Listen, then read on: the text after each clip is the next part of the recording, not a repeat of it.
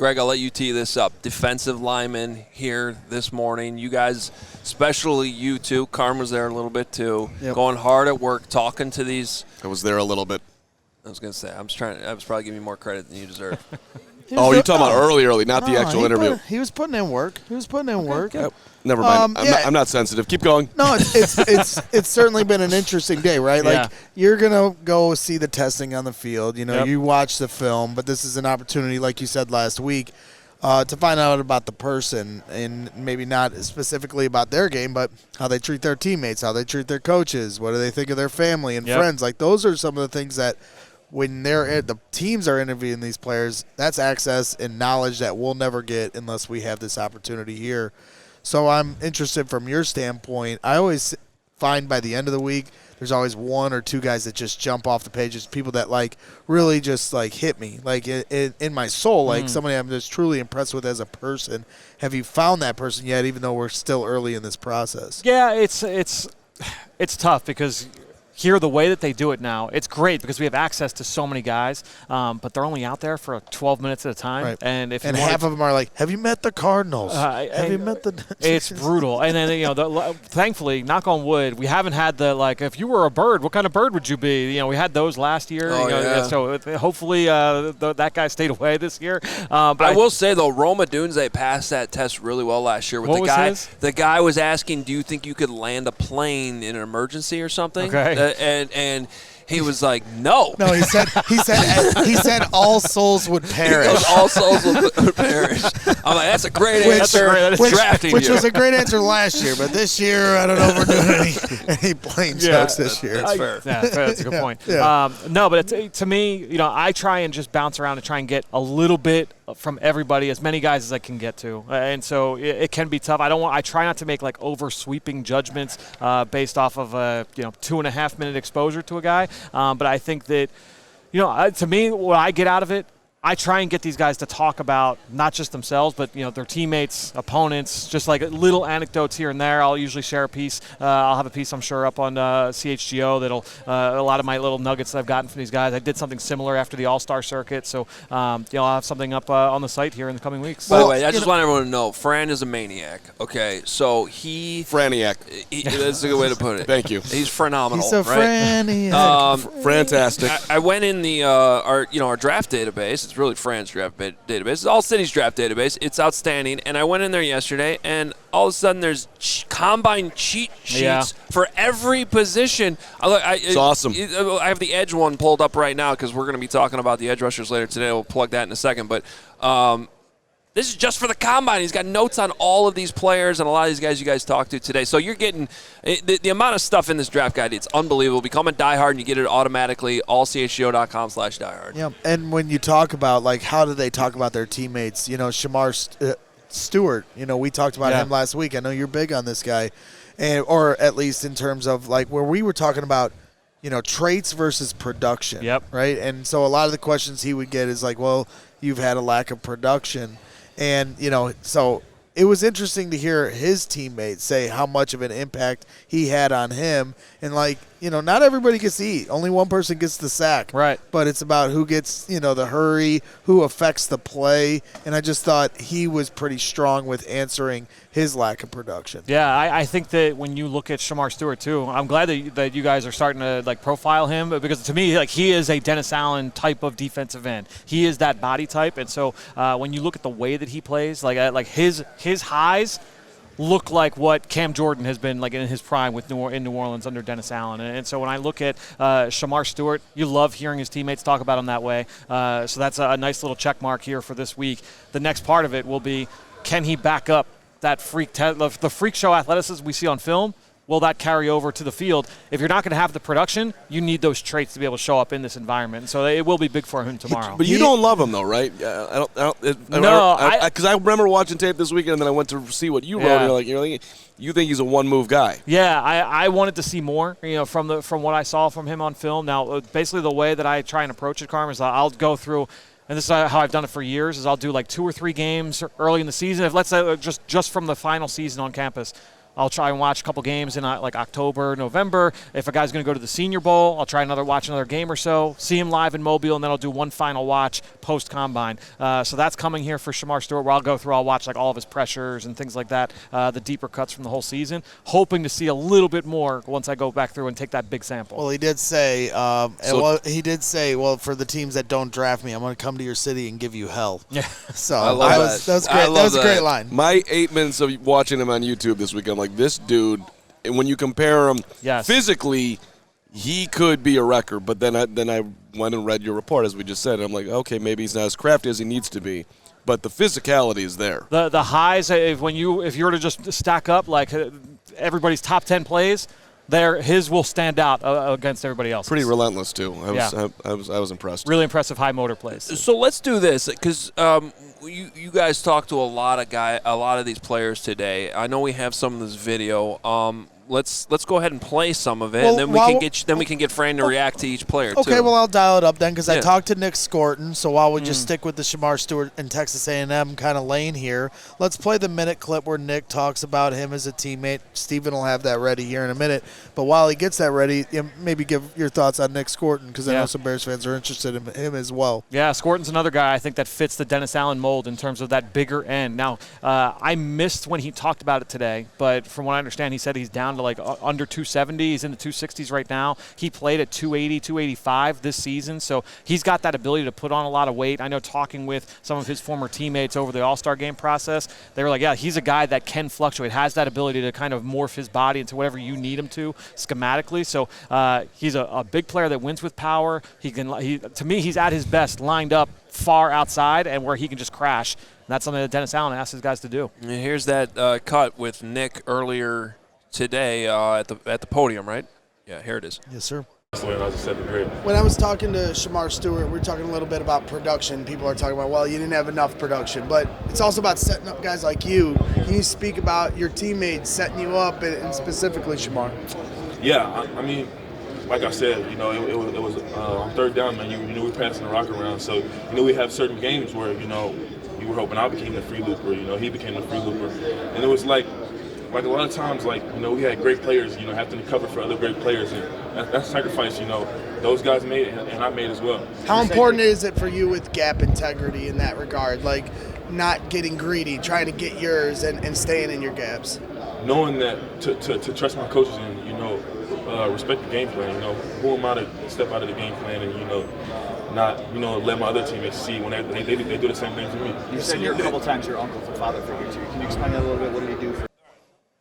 So there it is with Nic Scourton from Texas A&M. You mentioned, the bigger size, 6'4", 282. You said he's come down a little bit, it sounds like. Yeah. So we'll have to get that updated, which is one of the great things about the draft guide. Constantly updates. You're inside the database that Fran and everybody's updating constantly. Yeah. And to me, the thing with the production, too, and hearing Nic talk, it sounds to me a lot of the things we've heard from that Georgia program over the years, because a lot of those guys, Jalen Carter, Nolan Smith, Trayvon Walker, they didn't have huge numbers when they were coming out. Everybody kind of got a little bit of piece of the pie. The linebackers were very productive. So I think when you look at this A&M defense, it could be that, hey, all of these guys just kind of took turns, but that's for all these teams to sort through. Can we have a little tougher conversation, which was kind of the news of the morning, it felt like, with Mike Green? Mike Green came out, and I believe we have some of this video too. Yep. The Marshall prospect who just been kind of like a mystery, like why he was dismissed from Virginia, and now he's at Marshall, and he put up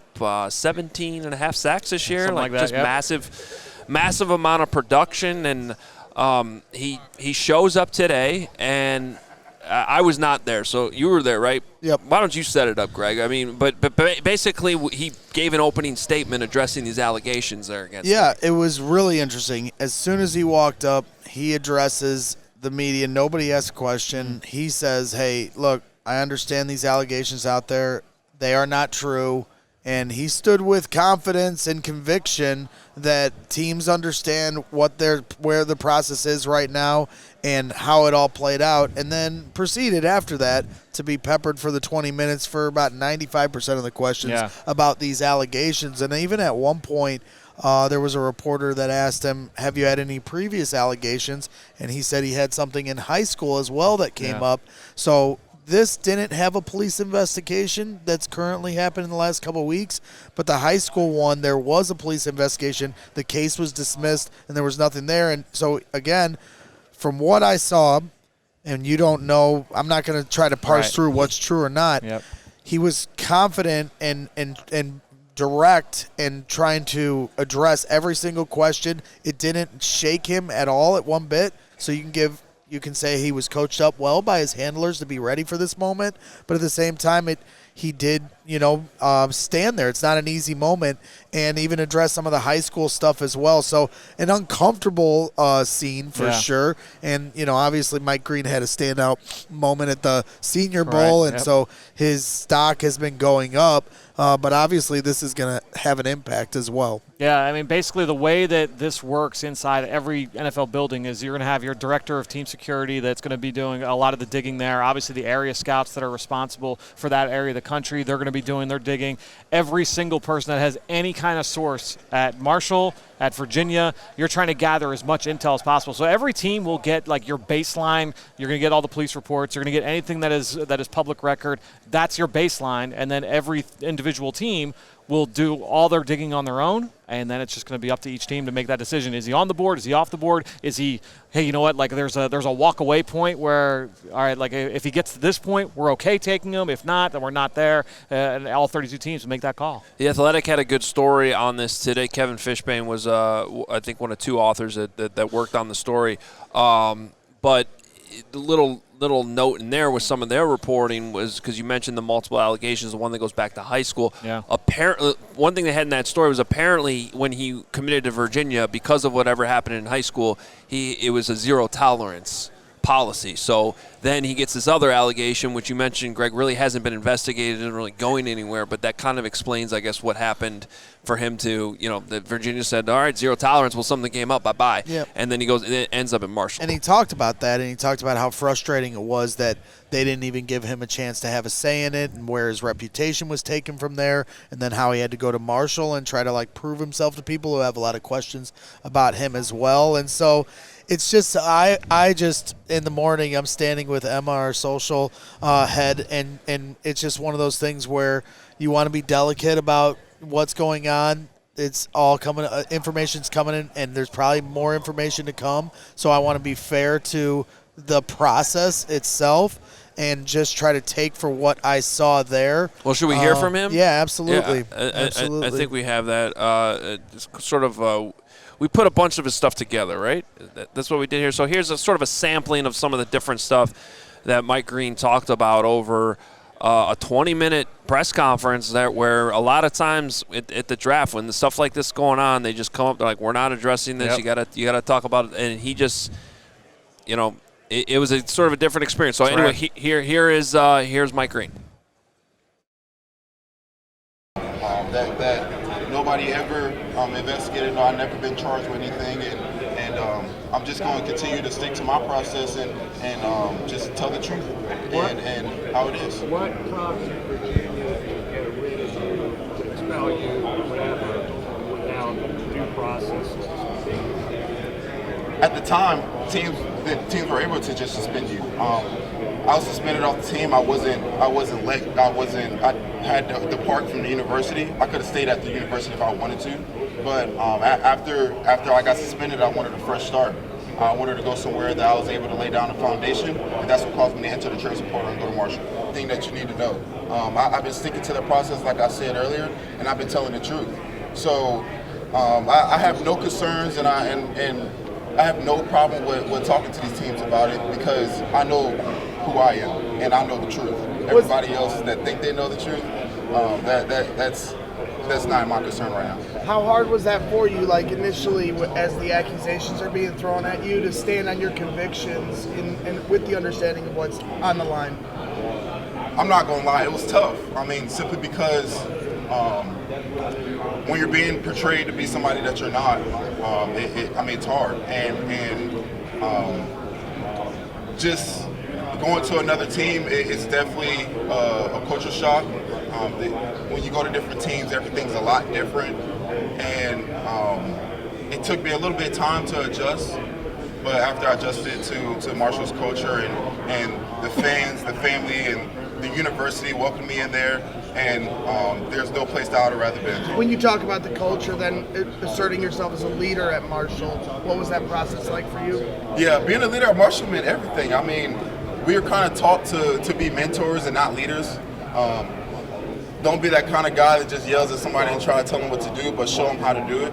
And I stuck to that, and a lot of guys looked up to me as a mentor. So whenever somebody needed help or whenever somebody wanted some assistance, like I was always there, and I found a lot of pleasure out of that, and just helping other guys that want to be great. When you're lined up across the guy from you, what's your thought process on how you're trying to get to the quarterback, set the guy up, and try to get, you want to get to your best move, but then your counter?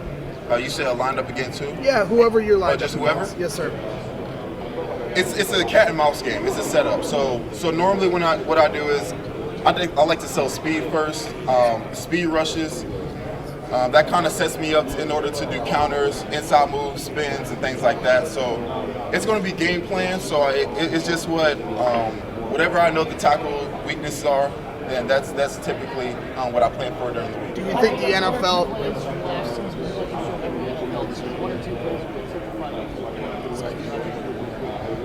All right, so there's Mike Green. This is kind of the newsiest thing of the day, so we'll kind of just let that stand for what it is at this point. But it'll continue to be a conversation going forward as we get closer and closer to the draft. And certainly somebody who could be in play for the Bears looking for an edge rusher. So I have a feeling we'll be talking about that a lot more. We got to let Fran go because he has a show coming up, one of many shows today. But quickly before we let you go, we also got to plug what you and I are doing later today, which I'm very excited about. So obviously we've had the All-NFL Monday Huddle that was going on throughout the whole regular season. Been a couple weeks off here since the Super Bowl. But between now and the draft, starting today, Fran and I are going to be breaking down a position every single week on that All NFL feed. So it's a separate feed. The YouTube channel, go check it out. It's All NFL. Please hit subscribe. If you like to listen to it as a podcast, it's available too on that feed. Just Spotify, Apple, wherever you get your podcast. Same place you get this one. Go find it. All NFL podcast. It'll be one episode every single week between now and the draft. And today we're starting with the edge rushers, so it's timely. Topical. We're going to go through all of his favorite edge rushers and talk about them. And it'll be kind of more of a breakdown type deal where we go one by one through all these guys. A great way for you guys to get prepped for the draft. So looking forward to that, Fran. Yeah, it's going to be fun doing one position a week. Obviously, we'll start with a bang with the edge rushers. Look, they talk today. We'll see them tomorrow on the field. Yeah, so Fran and I will be live again later at 3 p.m. Central Time coming up after this. We got to let him go so he can go do PHLY. Appreciate it, Fran. Fran Duffy, our All-City draft analyst. We all silly like the mayor.